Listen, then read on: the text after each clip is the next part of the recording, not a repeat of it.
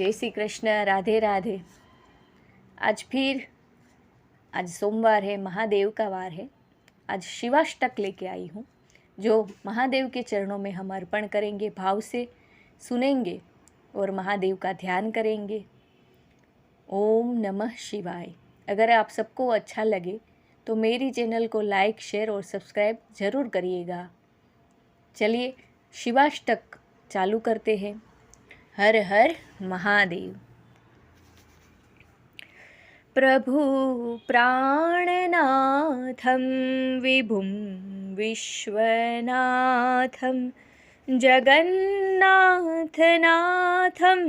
सत्सद्दान्धभाजं भवद्भव्यभूतेश्वरं भूतनाथं शिवं शङ्करं शम्भुमीशानमीडे।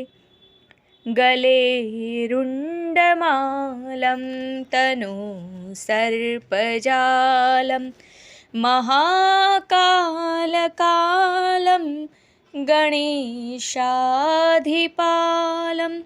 जटाजूटभगोत्तरा गैविशालं शिवं शङ्करं शम्भुमीशानमीडे। सुधामाकरं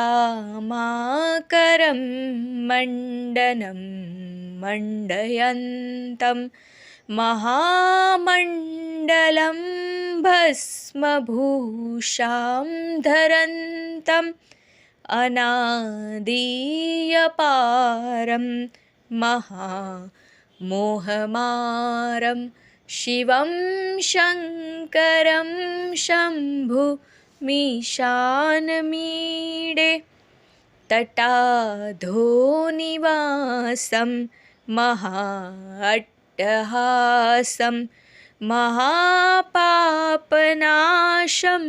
सदा सुप्रकाशं गिरीशं गणेशं सुरेशं महेशं शिवं शङ्करं शम्भुमीशानमीडे।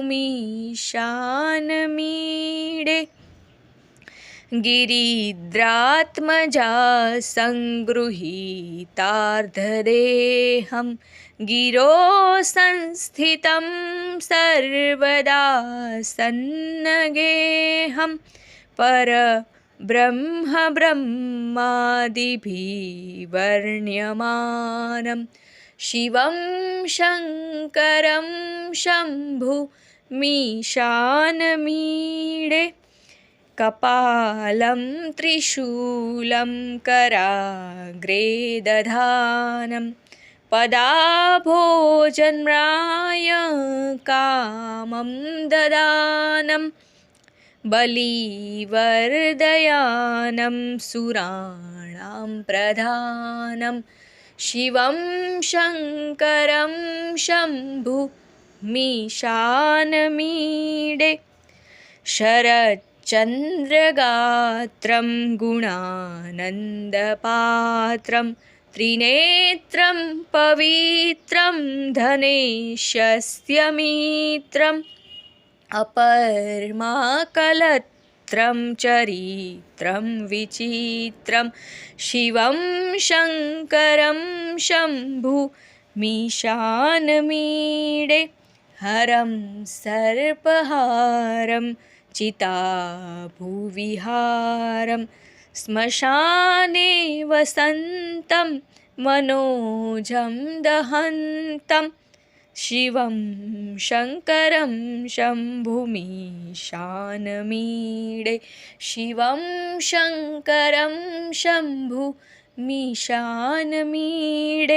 स्तवः यः प्रभाते नरः शूलपाणे पठेत् सर्वदा सवर्गभावानुरक्तः सपुत्रं धनं धान्यमित्रं कलत्रं विचित्रं समासाद्य मोक्षं प्रयाति शिवं शङ्करं शम्भुमीशानमीडे शिवं शङ्करं शम्भुमीशानमीडे इति श्रीशिवाष्टकं सम्पूर्णम्।